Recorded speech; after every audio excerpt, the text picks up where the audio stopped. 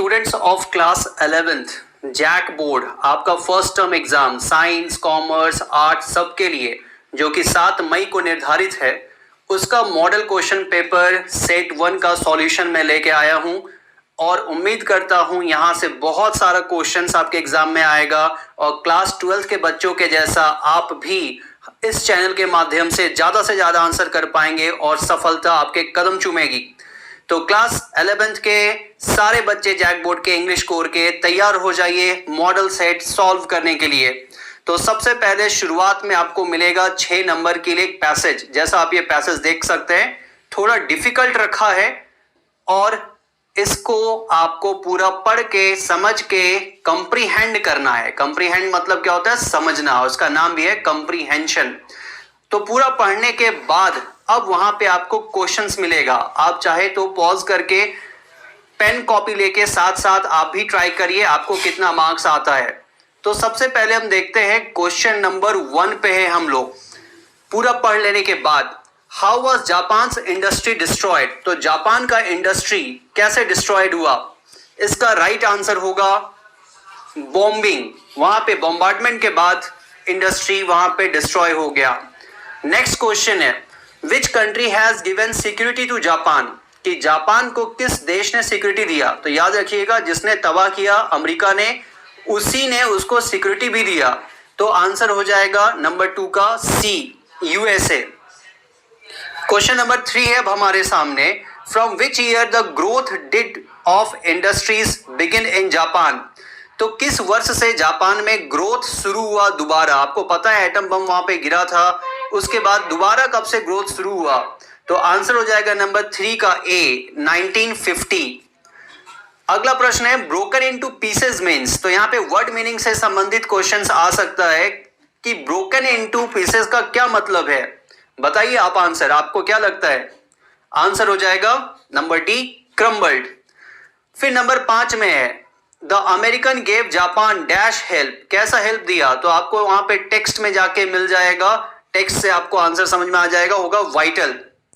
Question number 6 में है जो लास्ट क्वेश्चन है which was the favourable area for Japan for the purpose of investment, investment के लिए सबसे उपयुक्त कौन सा तरीका था? तो निम्नलिखित ऑप्शन में से आप जब अंदर टेक्स्ट पढ़ेंगे आप जान जाएंगे कि इसका आंसर होगा नंबर बी, इंडस्ट्री। अगला क्वेश्चन जो क्लास 12th में भी था और आप सबको बता दें कि आप लोग जरूर से क्लास 12th का भी वीडियो रीडिंग सेक्शन और राइटिंग सेक्शन का जरूर देख ले, क्योंकि आपको बता दूं क्लास 10th में कंप्रीहेंशन पूछा जो 12th में मॉडल सेट में था, 12th में पूछा जो क्लास 10th में था। तो इसलिए आप लोगों को क्लास 10th का भी क्लास 12th का भी मॉडल सेट रीडिंग सेक्शन जरूर प्रैक्टिस कर लेना चाहिए, जो कि इस चैनल पे पहले से ही उपलब्ध है, आप प्लेलिस्ट में जाके ढूंढ सकते हैं। तो आगे बढ़ते हैं। In note making we avoid, क्या चीज नहीं होना चाहिए? ऑप्शंस पढ़ के आप देखिए आंसर मिलेगा हमें नंबर ए, लॉन्ग सेंटेंसेस। फिर आता है एब्रीविएशंस जिसको बोलते हैं short forms are freely used in, तो इनमें से किसमें एब्रीविएशंस का हम लोग धड़ल्ले से यूज करते हैं? आंसर होगा नोट मेकिंग, इसमें हम लोग एब्रीविएशंस का यूज करते हैं। नेक्स्ट क्वेश्चन थोड़ा नया है, ये किसी मॉडल सेट में नहीं था। Question number 9 summary does not exceed dash of length of original text, तो अलग अलग बुक में अलग अलग बता सकता है, पर जो निर्धारित है वो है आपका 1/3 से ज्यादा लेंथ नहीं होना चाहिए। तो इस तरह से हमने क्वेश्चन नंबर 9 तक सॉल्व किया और आगे बढ़ते हैं क्वेश्चन नंबर 10 के साथ। द समरी कंटेन्स, जो समरी है उसमें क्या चीज होना चाहिए? तो इसका आंसर है मेन आइडिया, मेन आइडिया उसमें होना सबसे अनिवार्य है। अगला आपका fill in the blanks using appropriate determiners, तो डिटरमिनर्स पार्ट ऑफ स्पीच में से एक टुकड़ा है, आप अगर जानते हैं तो अच्छी बात है। यहां पे आपको चुनना है कि फिल इन द ब्लैंक्स में सबसे सही डिटरमिनर कौन है। तो नंबर 11th में देखते हैं, इसका राइट आंसर होगा D, these. Many teachers complain about their students these days, इन दिनों। नंबर 12 में आते हैं चूज द करेक्ट ऑप्शन, तो यहाँ पे वॉइस से क्वेश्चन पूछा है ग्रामर में। The passive voice of Rani writes a letter is, जल्दी जल्दी आप अपने कॉपी में टिक लगा के बताइए क्या आंसर होगा? जी हाँ, राइट आंसर है number A, a letter is written by Rani. ऐसा ही मिलता जुलता क्वेश्चन नंबर 13 भी है, the active voice of a book is being read by me. ये पैसिव में है, इसको आपको एक्टिव बनाना होगा। इसका राइट आंसर सोचिए, जल्दी सोचिए। जी हाँ, फिर से पहला ही नंबर इसका राइट आंसर है, I am reading a book, क्योंकि बीइंग आपका आता है कंटिन्यूअस फॉर्म में, तो आई एम रीडिंग बुक। और वाज क्यों नहीं होगा, क्योंकि यहां पे इज है, ये प्रेजेंट टेंस है, हमें हिंट मिल रहा है। नंबर 14 में आते हैं, mister Jamuna Prasad dash A walking stick when he steps out. तो यहां पे आंसर क्या होगा नंबर 14 में, टिक आप लगा चुके होंगे। राइट आंसर है नंबर ए, कैरीज। जमुना प्रसाद जब चलते हैं तो अपने हाथ में एक वॉकिंग स्टिक रखते हैं। फिर Ravi is not at home, he dash out playing football. बड़ा आसान है, जल्दी बताइए। इसका आंसर हो जाएगा he is out playing football. Number 16 में है, can you help me, I dash have money. तो आई के साथ डज लगता नहीं है, और राइट आंसर का हो जाएगा टेंस को ध्यान में रखते हुए, I do not have money. तो 16 का भी आंसर ए हो जाएगा। तो 12, 13, 14, 15, 16 सबका आंसर है ए। नंबर 17 की ओर बढ़ते हैं। ये क्वेश्चन जो सेट किया गया है मॉडल सेट में, इसका इंस्ट्रक्शन अच्छे से नहीं दिया गया है। तो क्वेश्चन 17, 18, 19 और 20 ये 4 क्वेश्चंस है एडिटिंग वाला। एडिटिंग मतलब गलत शब्द को आप बदल देंगे सही शब्द से अगर जरूरत है तो।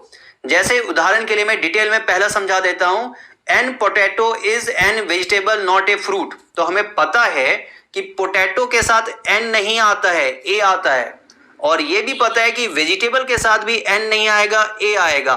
तो यहां 2 गलती है एडिटिंग में, आप ध्यान दीजिएगा, दोनों जगह ए होना चाहिए। तो ऑप्शन हमें कहां पे मिल रहा है, नंबर बी में। तो इस प्रकार से आप आंसर बनाएंगे, जहां पे आपको इंस्ट्रक्शन अच्छे से जैक बोर्ड ने नहीं दिया है कि दोनों का आंसर ए है, इसलिए ऑप्शन हो जाएगा बी। 17 का राइट आंसर बी। तो उम्मीद करता हूं एडिटिंग क्या चीज आप समझ गए हैं। अगला क्वेश्चन आप ट्राई करिए खुद से। The black cow were being chased by white horse. तो यहां पे ग्रामर का अगर आपको ज्ञान है तो आपको पता चल रहा होगा, काउ के साथ वेयर कैसे आएगा, काउज होना चाहिए था, तो काउ के साथ वेयर नहीं आ सकता है। और बीइंग चेस्ड बाय ये पैसिव है, तो पैसिव में V3 आना चाहिए। तो 2 गलती आपने पकड़ा, यहां पे वाज होना चाहिए और यहां पे चेस्ड होना चाहिए। तो आप देख लीजिए कहां पे वाज और चेस्ड आपको मिलेगा, वही राइट आंसर हो जाएगा। तो आंसर है वाज बीइंग चेजिंग, नहीं, वाज बीइंग चेज नहीं, was being chased, number C. 18 का राइट आंसर हो जाएगा नंबर सी। आगे बढ़ते हैं नंबर 19 में, ठीक उसी पैटर्न पे है। I was given a prize by the head. I was given a prize by the head. तो इस वाक्य में गलती अगर है तो आप बताइए। जी हां, अगर आपका कहना है कि कोई गलती नहीं तो आप सही है, इसमें कोई गलती नहीं है, तो इसलिए आंसर हो जाएगा नो करेक्शन, मतलब किसी शुद्धिकरण की जरूरत नहीं है। 19 का आंसर हो जाएगा डी।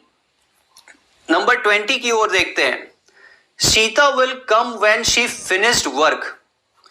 तो इस जगह देखते हैं, Sita will come when she finished work में व्हेन को कंफ्यूज किया गया है व्हाट से, पर व्हेन यहां पे बिल्कुल सही है, व्हेन में कोई दिक्कत नहीं है, लेकिन फिनिश्ड में दिक्कत है। जब एक बार यहां पे फ्यूचर टेंस आता है तो अगला हम लेके जाते हैं इंडेफिनिट फॉर्म में। तो यहां इंडेफिनिट फॉर्म हमें व्हेन के साथ चाहिए, तो वो हमें मिल रहा है ऑप्शन नंबर बी में, क्योंकि सीता के साथ फिनिशेस एग्री करेगा, फिनिश नहीं। तो 20 का आंसर हो जाएगा B, when she finishes work. अगला क्वेश्चन है सेंटेंस रीअरेंजमेंट, जिसको जंबल वर्ड्स भी बोलते हैं, अभी भी हम लोग ग्रामर में ही है, तो ये आप लोगों के लिए थोड़ा नया हो सकता है, इसको भी मैं समझा दूं। रीअरेंज का मतलब क्या है, यहां पे सेंटेंस को 4 टुकड़े में बांट दिया गया है और चारों को इधर उधर फेंक दिया गया है, मतलब वो सीक्वेंस में नहीं है।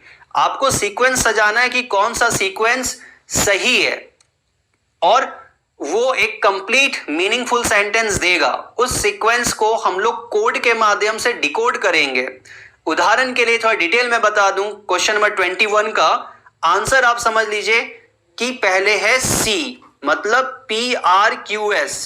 इसका यह अर्थ हुआ कि आप पढ़ेंगे लेमन इज ए P, उसके बाद मैंने बताया कि R यूजफुल टॉनिक उसके बाद क्या बताया, क्यू फॉर एनीवन, और लास्ट में बचा विथ कार्डियक प्रॉब्लम। तो कोई भी इंसान जिसको हृदय रोग है उसके लिए लेमन एक अच्छा टॉनिक है, ये यहां पे कहा गया है। तो इस तरह से आखिरकार हम लोग देखते हैं कि सेंटेंस रीअरेंजमेंट का काम करते हैं कि ये जो अलग अलग बिखरे हुए टुकड़े हैं सबको ऐसे समेटिए कि वो सब्जेक्ट वर्ब एग्रीमेंट करते हुए एक मीनिंगफुल सेंटेंस बन जाए। अगला पार्ट देखिए आप बना सकते हैं कि नहीं। तो अगला क्वेश्चन नंबर 22 आपके सामने है, नीचे आप देख रहे होंगे। पहला पार्ट है इट इज, दूसरा पार्ट है प्रोग्रेशन ऑफ इन्फेक्शन, और फिर है नंबर आर में गुड फॉर, और नंबर एस में चेकिंग द। तो आप जल्दी दिमाग लगा के बताइए कि कैसे आप इसको सीधा करके सही आंसर ढूंढेंगे। उम्मीद करता हूं आपको आंसर मिल गया है। इसका राइट आंसर होगा बी, मतलब PRSQ, और PRSQ को मिलाने से क्या बन जाएगा, it is good for progression of infection, नहीं, it is good for checking the progression of infection. तो पहले आएगा S और बाद में आएगा Q। तो 22 खत्म करने के बाद अब आते हैं हम लोग क्वेश्चन नंबर 23, और यहां से स्टार्ट हो जाता है लिटरेचर। तो लिटरेचर अगर आपने लाइन बाय लाइन पढ़ा है तो उसमें आपको समय नहीं लगेगा, दिमाग नहीं लगाना पड़ेगा, डायरेक्ट फटाफट आंसर बनता चला जाएगा। The story portrait of a lady is written by, तो पोर्ट्रेट ऑफ लेडी जो पहला ही कहानी है उसके लेखक कौन है, तो आसान है आंसर, खुशवंत सिंह। फिर Khushwant Singh grandfathers portrait hung over the mental peace in the, कहां पे इनका तस्वीर मेंटल पीस जो है कहां पे लगा हुआ है, घर में, बेडरूम में, ड्राइंग रूम में, बाथरूम में, स्टडी रूम में। तो इसका आंसर क्या होगा, जल्दी बताइए आप लोग। जी हां, आपका आंसर सही है B, drawing room. Question number 25 में आते हैं। Khushwant Singh grandfather was an old man who used to wear, तो खुशवंत सिंह के जो ग्रैंडफादर थे, नाम से पता चल रहा है सिख हैं, वो जींस पहनते थे, नहीं, बड़ा टर्बन, टर्बन मतलब होता पगड़ी, trousers, none of the above. तो वहां पे जाहिर सी बात है वो सिख है, वो पगड़ी पहनते थे, बिग टर्बन। फिर आते क्वेश्चन नंबर 26 में, what would Khushwant Singh and his grandmother feed the village dogs with, कि खुशवंत सिंह और उनकी दादी गांव के कुत्ते को क्या खिलाते थे, आंसर बताइए। आंसर ब्रेड होगा कि चपाती होगा, तो बुक में वहां पे बताया गया स्टेल चपातीज, तो आंसर हो जाएगा नंबर डी, चपाती। क्वेश्चन नंबर 27 में, the grandmother believe that the education should be, कैसा होना चाहिए एजुकेशन, आंसर होगा रिलीजियन बेस्ड। क्वेश्चन 28 में है, who is the author of the summer of a beautiful white horse, ये भी पहला ही चैप्टर है दूसरे बुक से, इसका राइट आंसर होगा नंबर डी, विलियम सैरोयन। 29 में आते हैं, what were the hallmarks of Garoghlanian tribe, Garoghlanian tribe का जो है हॉलमार्क मतलब किस चीज के लिए वो फेमस थे, उनकी पहचान थी, तो ट्रस्ट और ऑनेस्टी, दोनों राइट है, तो इसलिए आंसर हो जाएगा number C, both A and B. Question number 30 में आते हैं, who was the true owner of the white horse, तो आपको पता है व्हाइट हॉर्स जो है चोरी किया गया था मोराड के द्वारा, अरम भी उसको यूज कर रहा था, तो इसका असली मालिक आखिरकार कौन था, तो इसका आंसर होगा number A, John Byro, John Byro उसका असली मालिक था।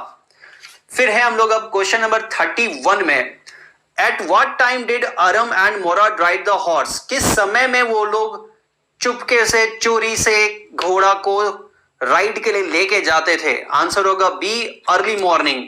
फिर व्हाट वाज मोराड्स डिजायर, मोराड का डिजायर क्या था, क्या वो चाहता था, मोराड की चाहत क्या थी, टू ऑन ए हॉर्स, घोड़ा का मालिक बनना, to become rich, to ride a horse, to visit a vineyard, तो आंसर सी होगा टू राइड अ हॉर्स, घुड़सवारी उसको पसंद थी।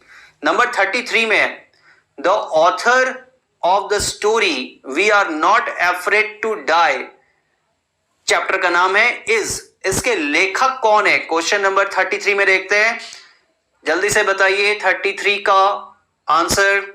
जी हां, अगर आपने कहा है नंबर ए तो ये बिल्कुल सही है, गॉर्डन कुक एंड एलनिस्ट। 34 में अब हम लोग हैं, the narrator and his wife spend 16 years to improve their, तो 16 साल तक वो लोग क्या इंप्रूव कर रहे थे, सी फियरिंग स्किल्स, नंबर ए, 34 का ए। 35 में है अब हम लोग, 200 years ago round the world voyage was made by 200 साल पहले किताब के अनुसार वर्ल्ड रिकॉर्ड किसने बनाया था? पूरी दुनिया को पानी के रास्ते से वॉयज में या कवर करने में किसने वर्ल्ड रिकॉर्ड बनाया था? आंसर होगा जेम्स कुक। तो number a captain James cook. Number 36 में what was the name of the author's boat? Author का जो बोट है, जो नाव उन्होंने बनाया है स्पेशल तरीके से, उसका नाम क्या है? तो उसका नाम आप जानते ही होंगे, नंबर सी वेव वॉकर। तो 36 का आंसर सी। 37 में आते हैं, the length of wave walker was, जो वेव वॉकर जहाज है पानी वाला, उसका लंबाई कितना है? तो आंसर होगा 23 मीटर्स। अगला है who is the poet of the poem the voice of the rain? तो the voice of the rain जो पोएम है, उसके पोएट कौन है? ये तो बहुत ही आसान है, बहुत आसानी से बता सकते हैं, बताइए। तो इसका आंसर हो जाएगा, जी हां, आपका आंसर बिल्कुल सही है, वॉल्ट विटमैन। और फिर आगे बढ़ते हैं क्वेश्चन नंबर 39 के लिए। What is the meaning of the phrase poem of the earth? ये थोड़ा सा डिफिकल्ट क्वेश्चन है, तो इसका सही आंसर होगा 39 नंबर का बी।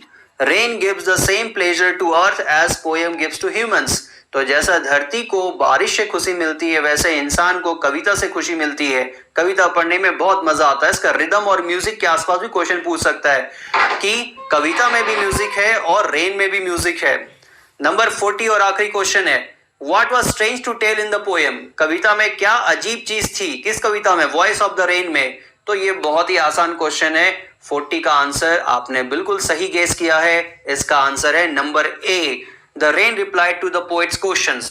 तो इस तरह से आप लोगों के समक्ष मैं लेके आया Jharkhand council of education research and training की ओर से प्रकाशित पहला मॉडल सेट, जो पूरी तरह से मैंने सॉल्व किया। और आपको याद दिला दूं, साइंस हो, कॉमर्स हो, आर्ट्स हो, सारे बच्चे क्लास 11 के इसको जरूर पढ़ के जाएं। वीडियो को ज्यादा से ज्यादा शेयर करें ताकि सारे बच्चों को मदद मिल सके और आप एग्जाम में बहुत अच्छा मार्क्स लाएं। Thank you, good luck, all the best.